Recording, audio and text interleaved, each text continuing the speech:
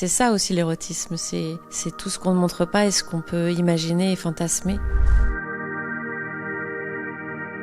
Alors je l'ai complètement approché comme un film érotique, mais en me disant qu'est-ce qu'un film érotique et il y a des définitions très différentes dans l'histoire du cinéma. Évidemment, quand on tourne à Hong Kong, on sait qu'on ne va pas échapper à la figure tutélaire de Wong Kar-wai et de In the Mood for Love. Mais pour moi, c'est un exemple très intéressant parce que il est souvent cité dans les plus grands films érotiques de tous les temps. Or, c'est un film où l'érotisme s'appuie sur le frôlement des corps qui se croisent dans des couloirs. Donc je me suis dit, tiens, comment j'ai envie de traiter l'érotisme ? Il y a eu beaucoup de films érotiques, mais en fait, il n'y en a pas eu tant que ça qui sont du point de vue féminin et qui essaient d'explorer le plaisir féminin. Donc il y a tout à faire, tout à inventer. Et donc dans la méthode de travail, il y a de longues discussions sur justement le plaisir féminin. On avait beaucoup de discussions intimes avec Audrey et c'est hyper intéressant. Et travailler l'érotisme, après moi quand je suis sur le plateau, évidemment, je ressens rien réellement. Heureusement. On est dans le travail, mais intellectuellement, de parler de ça et de comment retranscrire sans forcément montrer. Et c'est ça aussi l'érotisme, c'est tout ce qu'on ne montre pas et ce qu'on peut imaginer et fantasmer. Donc comment le créer avec plaisir et avec ces idées justement du consentement, du partage, de la création d'espace pour pouvoir s'exprimer avec une femme qui dans ce film va exprimer ses désirs, ce qu'elle veut, ce qu'elle a envie d'essayer et de le faire avec autant de joie. Pour moi, ça a été une aventure vraiment magique et qui m'a apporté beaucoup. Ce que je ne voulais surtout pas faire, c'est de faire l'équivalent d'un film de sportif, c'est-à-dire qu'on attend tous les 20 minutes une scène érotique qui engage la sexualité, les corps nus. Bon, je me suis dit, l'érotisme, c'est comme une matière. Et je vais le travailler comme cette matière qui va traverser tout le film. Donc je me disais, j'ai envie d'une atmosphère qui embrasse l'étrangeté de l'univers dans lequel on est. On n'est pas tout à fait dans le réel, parce que j'ai envie de convoquer l'idée d'un fantasme et qu'on analyse ce fantasme et qu'on se dise à quel endroit le fantasme est fabriqué au début et comment il peut devenir vrai. Je me suis dit qu'il y a un érotisme des regards, donc ces regards qui progressivement s'interpellent. Il y a un érotisme du verbe. J'ai revu La maman et la putain juste au moment où je me mettais à écrire et je me disais, dans cette parole fleuve, mais dans cette parole sûre d'elle, il y a des leçons que j'avais envie d'en tirer. Depuis que je vous ai rencontré, je me suis fait des petits rêves érotiques avec vous. Et j'ai l'impression que vous ne devez pas être mal au lit. Et puis il y a même un érotisme de la tempête, si je veux pousser les curseurs plus loin et dire que dans un univers trop policé, les éléments et la nature qui viennent rentrer dans le décor portent même une forme d'érotisme. Donc c'est me dire, ok, tout ça c'est le matériau du film et ce que j'ai envie de créer c'est une atmosphère.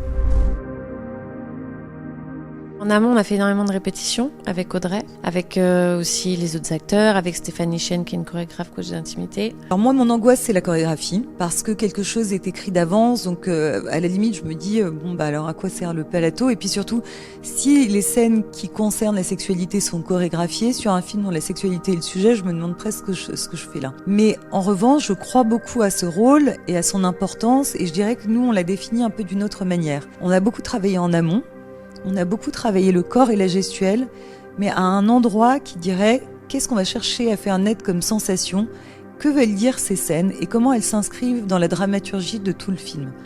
Et je pense que dès lors qu'une scène sexuelle ou sexualisée a un rôle dans la dramaturgie, déjà on change un peu la perspective et de l'acteur et du réalisateur. C'est-à-dire que tout à coup, ce n'est pas comme un chemin de traverse, et là les personnages couchent ensemble.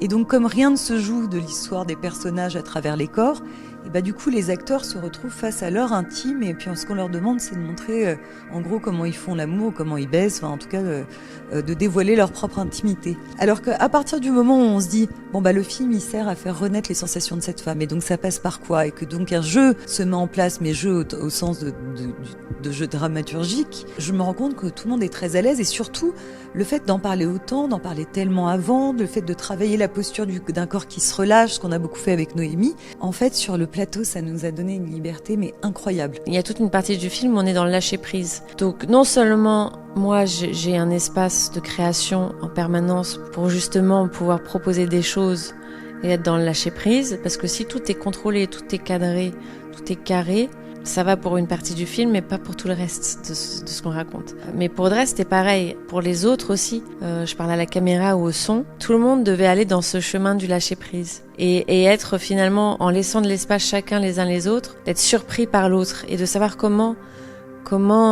accueillir ce que chacun propose justement avec cette surprise et avec c'est ça le lâcher prise. Et il y a plein de scènes comme ça qu'on a inventées, par exemple une scène de masturbation qui est assez longue. On avait préparé quelque chose avec Audrey, mais on savait qu'il fallait laisser l'espace à l'accident, à la surprise, et donc j'ai continué la scène et j'ai continué d'explorer ce que mon personnage pouvait faire. Et du coup la caméra s'est laissée guider.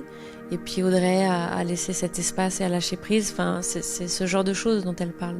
Et donc, moi, je dirais que tout ce qui naît avec le mouvement MeToo et le corollaire de ce mouvement et tout ce qui se passe sur le plateau aujourd'hui, ce que personne ne voit venir, c'est que c'est un immense champ de liberté. L'acteur au pouvoir, l'acteur qui est en conscience de ce qu'il fait, en pouvoir de ce qu'il fait, mais là, il rentre à l'endroit de la performance quelque part, mais j'entends pas la performance au sens péjoratif du terme, mais de l'exploration. Et il y a des moments où Noémie dictait la scène et je la voyais partir avec Laurent Tanguy, avec le chef opérateur, et elle avait envie de pousser l'expérience du corps et des sensations du personnage à un endroit que j'avais pas imaginé, et donc elle s'empare de cette liberté-là et il se passe des choses complètement accidentelles et inédites et extraordinaires à voir pour la réalisatrice de l'autre côté.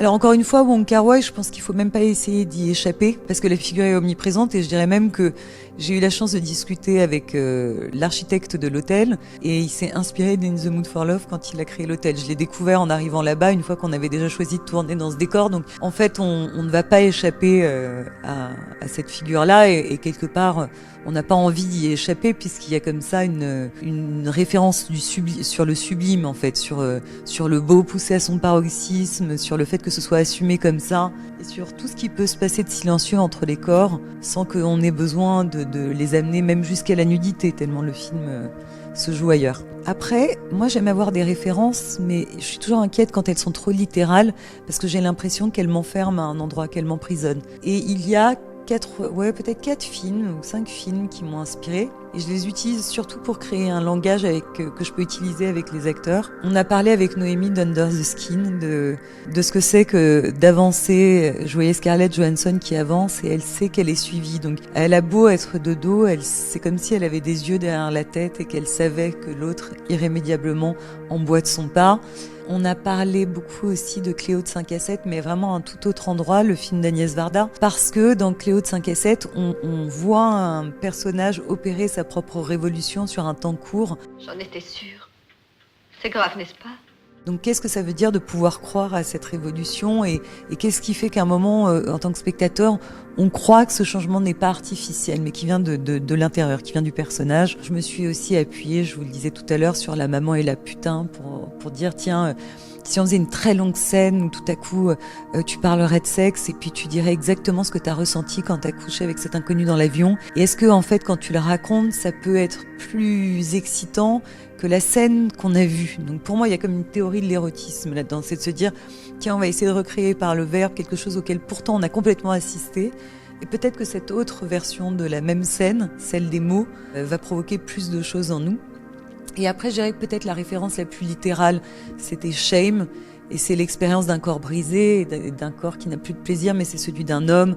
Après, il y a évidemment l'histoire de la compulsion, mais je trouvais que c'était inspirant de revenir au personnage de Fassbender et à la manière aussi dont il est enfermé dans une boucle et les choses se répètent pour lui. C'est intéressant qu'on puisse, avec cette radicalité, avec ce courage, parler de la pulsion sexuelle autrement que par le prisme du plaisir et édicter un récit qui partirait de l'idée qu'un homme peut avoir toutes ses relations mais que tout à coup quelque chose n'est pas mécanique, qu'en fait le mécanique ne fonctionne plus sans la tête.